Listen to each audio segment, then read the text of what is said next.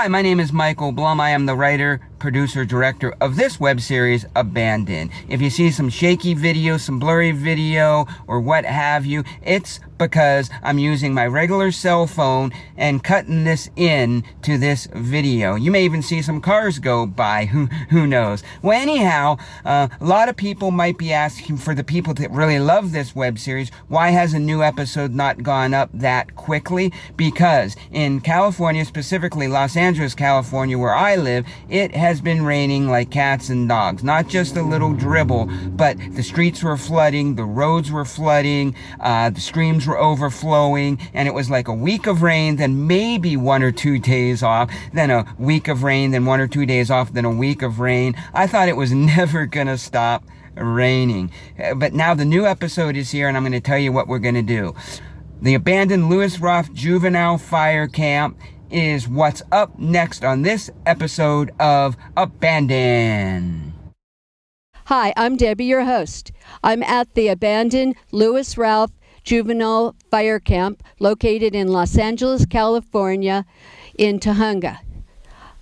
This facility was used to house juvenile inmates to teach them to fight fires instead of committing crimes. Today, I'm going to tell you the history and the downfall of the camp, and I'm going to show you the sights and sound of an abandoned fire camp coming up next on this episode of Abandoned.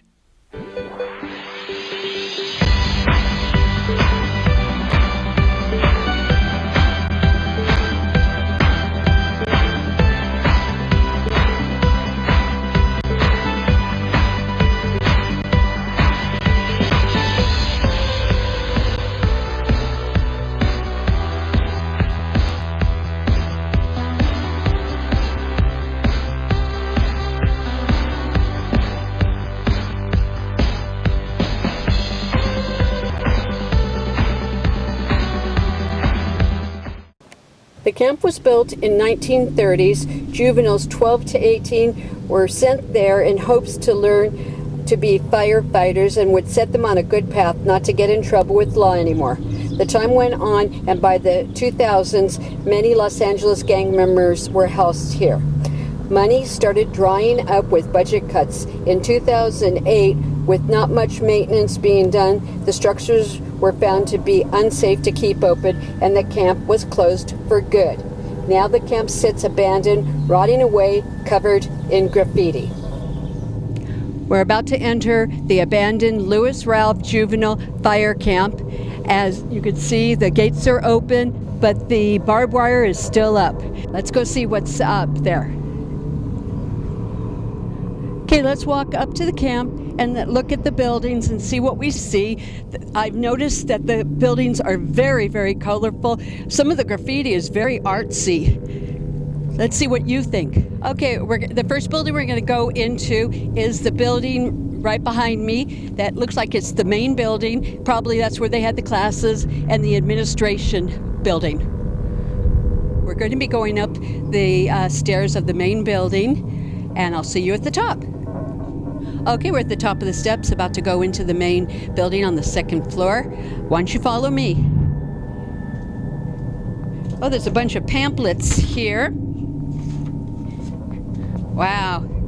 December 2007, the last year it was open. So this was a county digest, and it talks about the different items in the neighborhood.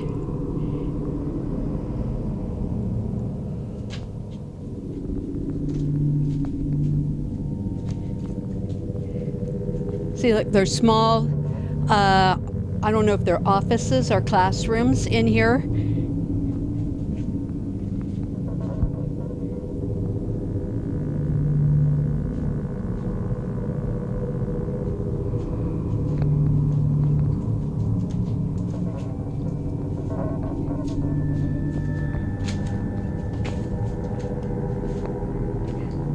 As I said, these are small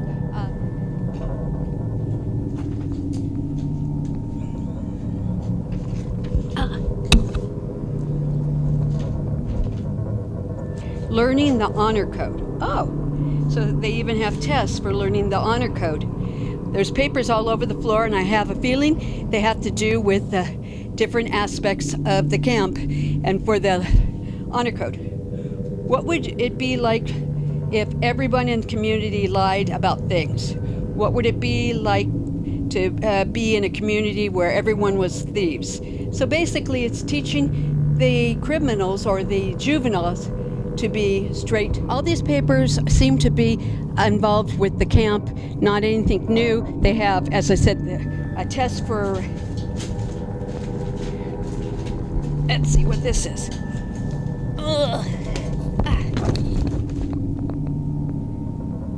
Probation Department Juvenile Paid Work Crew Roster. And it has the list of different names, which they're not minors anymore, but at that time they were, so we won't read them. But it tells them what their jobs were on that particular day.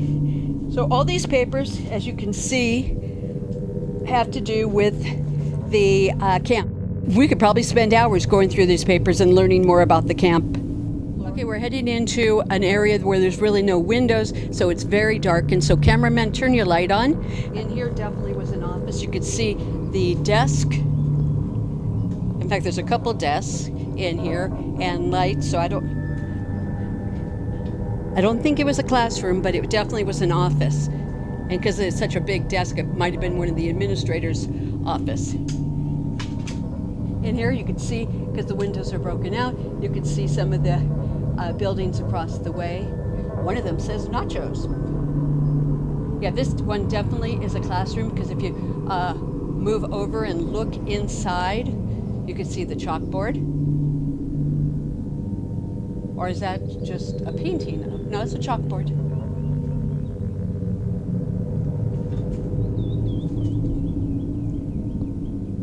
As I said, some of the graffiti is very, very colorful and very artistic. Some of it is not. It's typical graffiti.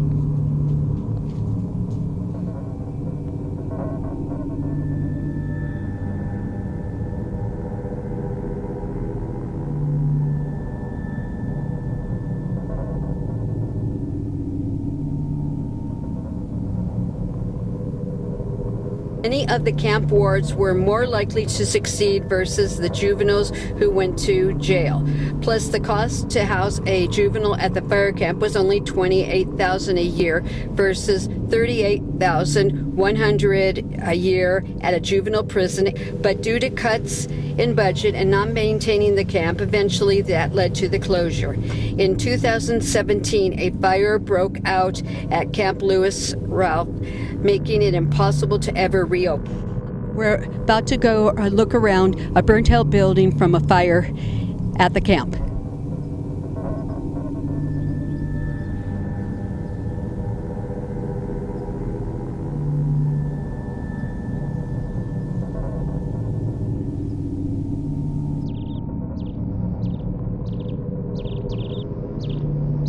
I want you to see the location of where the camp is located, why it's a perfect place for a fire camp.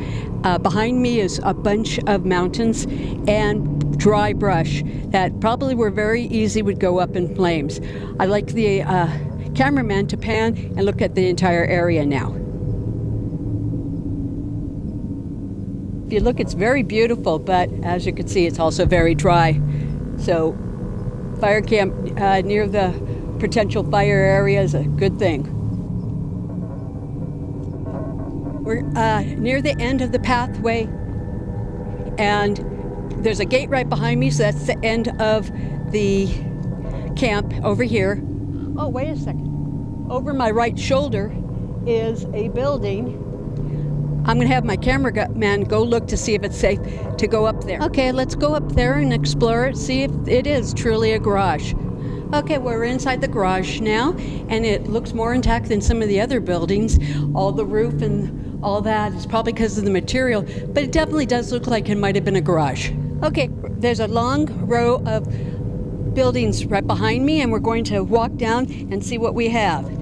Up over to your left are some of the dormitories. Well, let's check this building out over here. I like the graffiti fish on the wall. Let's see what's inside.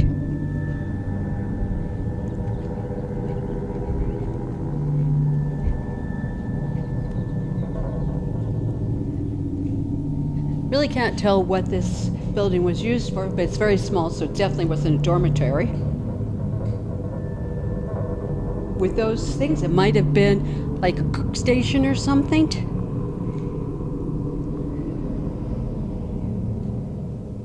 The crimes committed by the juveniles were robbery to violent assaults. No juveniles who committed murder were allowed into the program. Many entered the program testing below their grade level, and after dozens of them were able to graduate with high school diplomas. The youths at the camps worked side by side with firefighters and adult prisoners, clearing dry brush out of the path of flames. These young criminals were turned into heroes. Even a handful were actually hired by the fire department.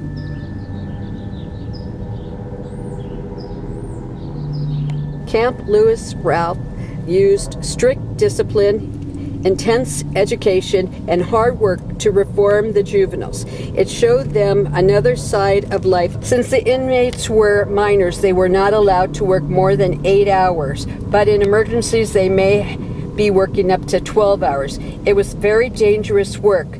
4 youths and their fire captain were killed during a Fuentes Hill fire in September 1955. Okay, in this building, it looks like there's lots of places to put like maybe supplies for the many students, I don't know what, but it looks definitely like a homeless person has taken over this building, and from looking at the clothes and the high heel shoes, probably a woman. Okay, it looks like behind me, it's a small building, but you can see there's wrought iron on the windows, so I don't know, maybe it was used for an isolation area if someone was misbehaving. It's big enough to put a bed, maybe a chair or so. Okay, the building behind me looks like a little house, like nicer than some of the others. I think maybe a building for the administrator or maybe one of the guards. It even has a little chimney with a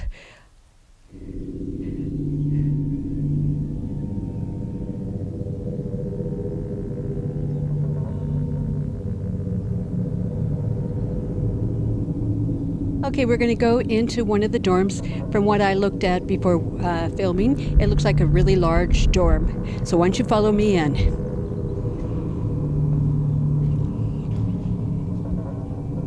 And you can see they even have a couch left over from when it was open. And on the floor you will see there's a bunch of paint cans from the graffiti.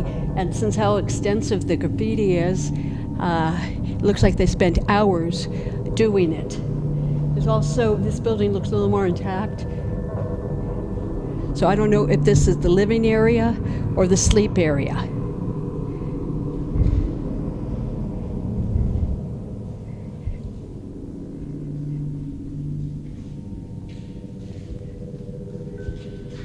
Over here is some more area. Wow, there's paint cans all over the place. Yeah, this looks like this probably was the bedroom area or the sleep area. They've got some stairs that we're walking up to.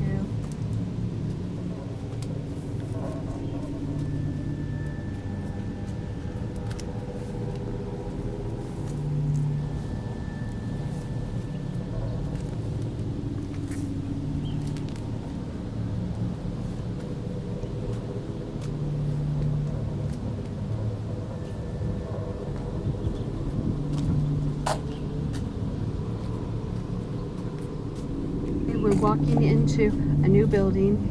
This one, though, has step-up enclosed area for maybe like the guards to keep watch. I don't know if this was a place where they ate. And see that green graffiti? It's very, very unusual looking. I haven't seen so many different graffitis that they've really spent a lot of time and work on, like the ones I've seen at this facility.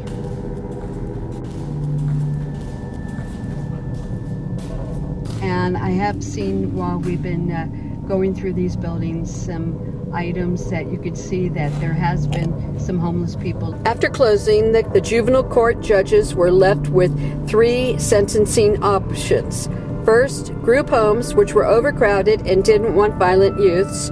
2, California Youth Authority, meaning prison, reserved for the most violent and repeat offenders, also overcrowded. Or 3, releasing them on probations and sending them back to the gangs, drugs, and violence that led to their troubles. These were not good options.